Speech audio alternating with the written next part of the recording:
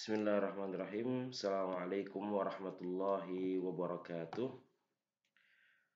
Alhamdulillah, alhamdulillahi nahmaduhu wa nasta'inuhu wa nastaghfiruh wa na'udzu billahi min sururi anfusina wa min sayyiati a'malina. Man yahdihillahu fala mudhillalah wa man yudlil fala hadiyalah. Asyhadu an la ilaha illallah wahdahu la syarikalah wa asyhadu anna Muhammadan abduhu wa rasuluhu wa safiyyu min khalqihi wa habibuh. Alhamdulillah, segala puji pada Allah Subhanahu wa taala yang telah memberikan kita berbagai macam nikmat sehingga kita bisa mengkaji, kita bisa belajar lewat kanal YouTube ini untuk senantiasa kita terus memperbaiki diri kita untuk menambah hazanah keilmuan kita, untuk menambah wawasan kita, untuk menambah keterampilan juga. Alhamdulillah, insyaallah kita akan bahas di sini adalah ringkasan dari materi yang telah disampaikan oleh Dr. Syihabuddin di dalam kanal YouTube beliau, yaitu tentang cara menyusun buku ajar dengan mudah.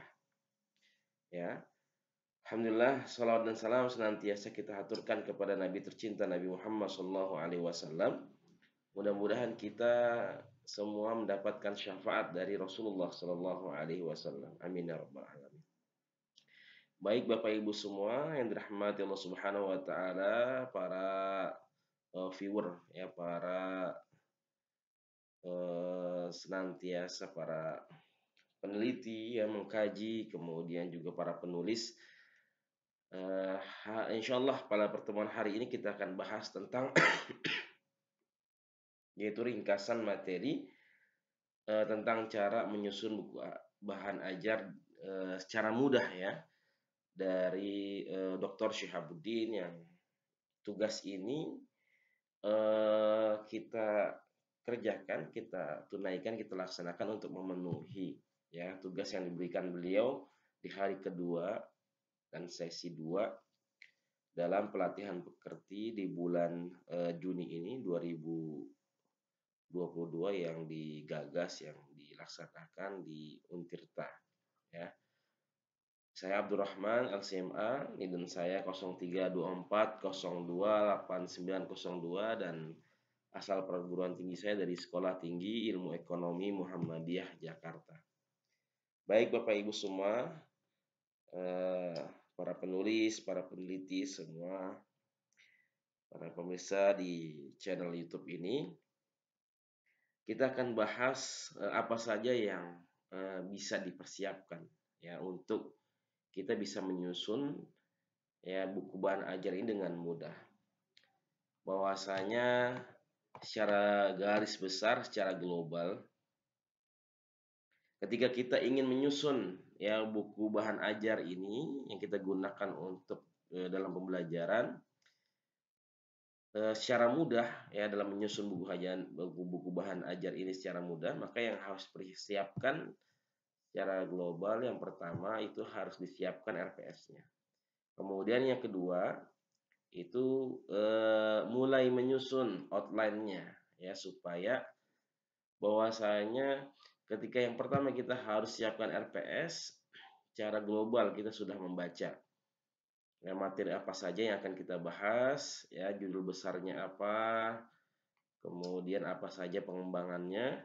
Maka yang kedua, setelah kita tahu RPS-nya, maka kita akan menyusun outline-nya ya, apa saja yang ingin dibahas, apa saja yang ingin dikaji, sehingga antara 1, 2 dan seterusnya itu saling tertaut ya, saling berhubungan ya, sehingga menghindari materi-materi yang melebar atau materi-materi yang tidak sinkron, yang tidak nyambung antara 1 dan 2. Makanya harus dibuat outline ini. Yang pertama yaitu harus disiapkan RPS ya, rancangan pembelajaran semester ini, karena RPS ini sebagai acuan ya dalam proses pembelajaran mata kuliah ya atau pelajaran. Kemudian juga RPS ini sebagai materi atau substansi buku ajar Jadi semuanya memang ada di sana. Materi-materinya sudah jelaskan di RPS. Ya, kita juga sebagai dosen bahwasanya kita belajar itu kemudian mengadakan pembelajaran ke para peserta didik, ke mahasiswa itu ya harus berdasarkan RPS yang telah disepakati.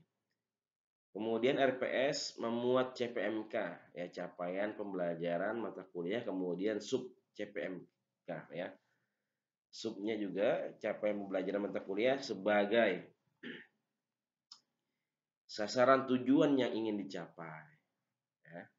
Jadi memang kita harus lihat butir-butir dari RPS ya sehingga kita bisa membuat buku bahan ajar dengan mudah.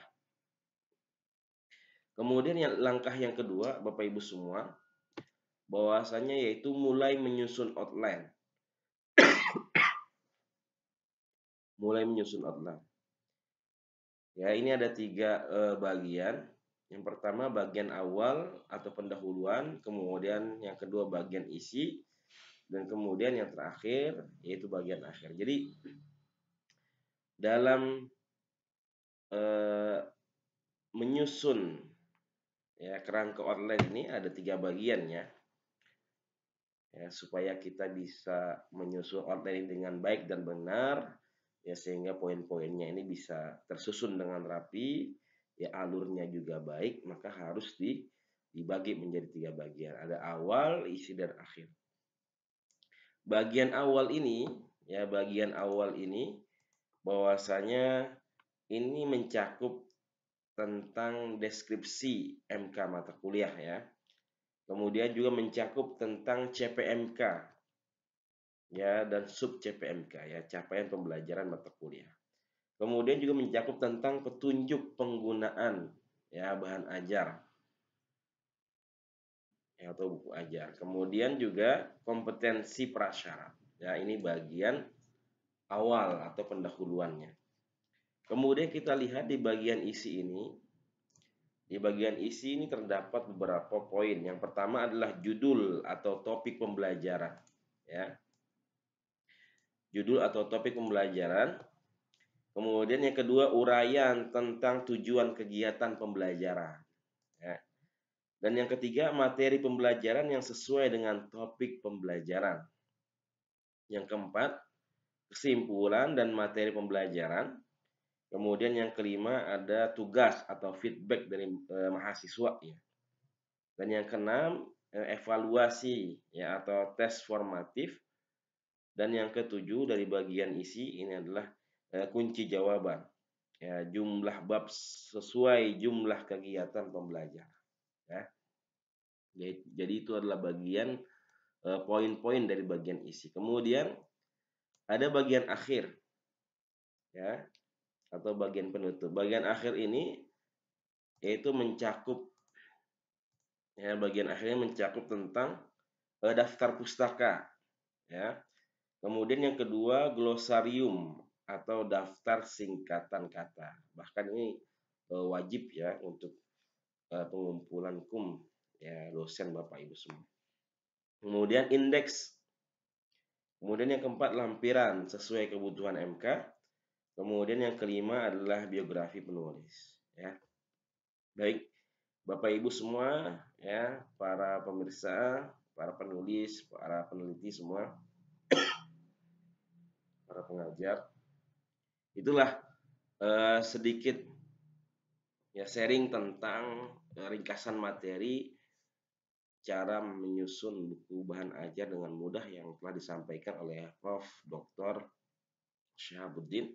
Jadi mudah-mudahan kita bisa mempraktekannya sehingga banyak buku-buku bahan ajar yang bisa kita hasilkan ya dari penelitian kita, dari penulisan kita semuanya. Ya sehingga kita bisa mengamalkan tridharma perkuliahan kita semua. Baik, Bapak Ibu semua terima kasih.